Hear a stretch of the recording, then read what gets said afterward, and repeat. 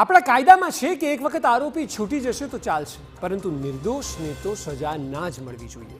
એટલે જ કાયદાકીય પ્રક્રિયા ખૂબ લાંબી પણ ચાલે છે. પરંતુ જ્યારે હડતાળ લાંબી ચાલે ત્યારે સજા મોટા ભાગના કેસમાં એને જ મળે છે જેઓ ખરેખર ગુનેગાર હોતા જ નથી. ડોક્ટર્સની હડતાળને લઈને પણ આ જ સ્થિતિ સર્જાઈ છે.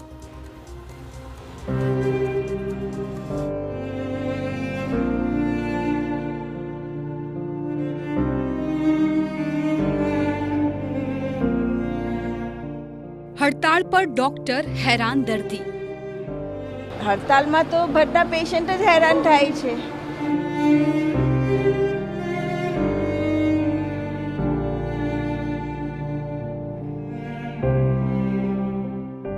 સુરક્ષાને લઈને આક્રોશ, જીવને લઈને ચિંતા. મને લાઈનમાં કે ઊભા રહ્યો, ઇમરજન્સીનો કેસ છે તો હવે અહીંયા ઊભો નથી આવતો, હું બેઠો.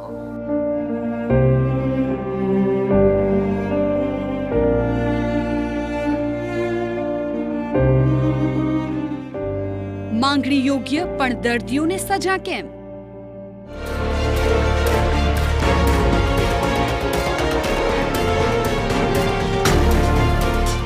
તબીબ બને ત્યારે એક શપથ લે છે કે કોઈ પણ ભોગે દર્દીની સેવા એ પ્રાથમિકતા જ રહેશે, અને તબીબો આવી ફરજ નિભાવી પણ જાણે છે. કોરોના કાળમાં આપણે એ તબીબો જોયા છે, પરંતુ હાલ તબીબોના આક્રોશને કારણે હેરાન પરેશાન છે હજારો દર્દીઓ. કલાકોની કતારો, દર્દથી પણ વધુ પીડા હડતાળની. હડતાલના કારણે દર્દીઓ હેરાન પરેશાન છે. સિવિલ હોસ્પિટલના આ દ્રશ્યો છે કે જ્યાં હજારોની સંખ્યામાં દર્દીઓ દિવસ દરમિયાન આવતા હોય છે, પરંતુ આખરે જે હડતાલ છે અને તેમાં પણ પ્રાઇવેટ હોસ્પિટલો પણ પોતાની ઓપીડી બંધ કરી છે કેટલેક અંશે, જેના કારણે હેરાન પરેશાન કદાચ થતા હોય તો માત્ર દર્દીઓ થતા હોય છે. આ સ્થિતિ છે અમદાવાદની, જ્યાં પણ નજર પડે ત્યાં દેખાય માત્ર દર્દીઓ અને દર્દીઓની લાંબી લાંબી કતારો, કારણ કે તબીબ હડતાળ પર છે. ચાલુ માત્ર ઇમરજન્સી સેવા છે, પરંતુ ઇમરજન્સીમાં પણ હાલાકી એટલી છે કે રાહ જોનારાના દર્દ દૂર થવાને બદલે વધી જાય. और क्या छोटे छोटे बच्चों को लेकर आए ले, कान दुखता है तो अपने आज कि चलो भाई वहाँ दवा मिल जाएगी, तो यहाँ तो हड़ताल है तो अपने किसने दवा लेना. ઓપીડી બહાર મુશ્કેલી અપાર. ડોક્ટર સાહેબ, ક્યારે આવશે મારો વારો? સ્વાભાવિક રીતે કોઈ પણ બોર્ડમાં જે એક સિનિયર તબીબની સાથે 3 થી 4 રેસિડેન્ટ તબીબો હોય છે અને તેને કારણે કામનું ભારણ છે તે ઘટી જતું હોય છે. પરંતુ જે પ્રકારે રેસિડેન્ટ ડોક્ટરો છે તે હડતાલ પર છે અને સિનિયર ડોક્ટર છે તે ઓપીડી કરી રહ્યા છે, તેને કારણે દર્દીઓની લાંબી લાઈનો છે તે જોવા મળી છે. ઓર્થોપેડિકના જે ઇમરજન્સી કેસ હોય છે તેમને જે સીધા જ વોર્ડમાં છે તે દાખલ કરવામાં આવતો હોય છે, પરંતુ જે પ્રકારે રેસિડેન્ટ ડોક્ટરો છે તે હડતાલ પર છે, વોર્ડની કામગીરી બંધ છે અને તેને કારણે જ અત્યારે જે ઓપીડીમાં તમામ દર્દીઓ છે તે આવવા માટે મજબૂર થયા છે.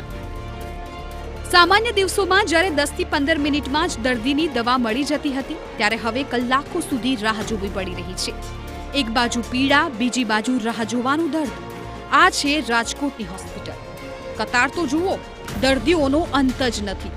ઓર્થોપેડિક, મેડિસિન સહિતના વિભાગોમાં દર્દીઓની લાંબી લાઈનો લાગી છે અને વોર્ડમાં દર્દીઓને ડ્રેસિંગ સહિતની સુવિધાઓ ખોરંભે ચડી છે. મારે સિનાઈની તકલીફ આંચકો આવી ગયેલો. હવે અહીંયા મને લાઈનમાં કે ઊભા રહ્યો, ઇમરજન્સીનો કેસ છે તો હવે અહીંયા ઊભો નથી આવતો, હું બેઠો. 15મી ઓગસ્ટથી મેં આવ્યા ત્યાં બંધ હતો તો ગરમ પાટો ખાલી કરી દીધો હતો. એની માટે અત્યારે આખો સોજો વધી ગયો છે અને ફરફોટા આવી ગયા છે. એટલે આજે પાછા આવ્યા છે તો આજે આ લાઈન કોઈ દી હોતું નથી ટ્રાફિક, પણ આજે ફૂલ ટ્રાફિક છે. મારે ઘરવાળીને ચક્કર આવે છે, હું આ બેહાડી આવ્યો.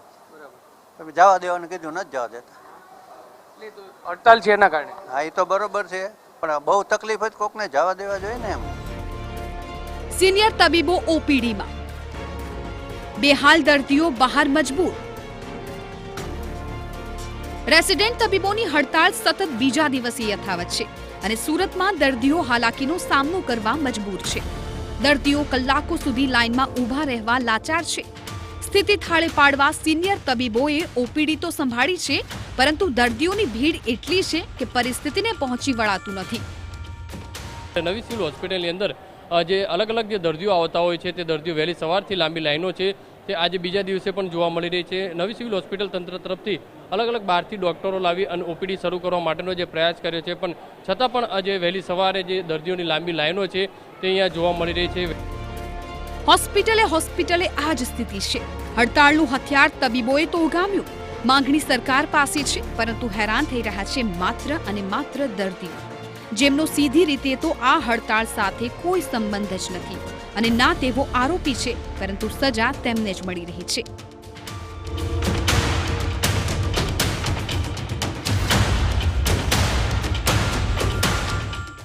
Bureau report, TV9.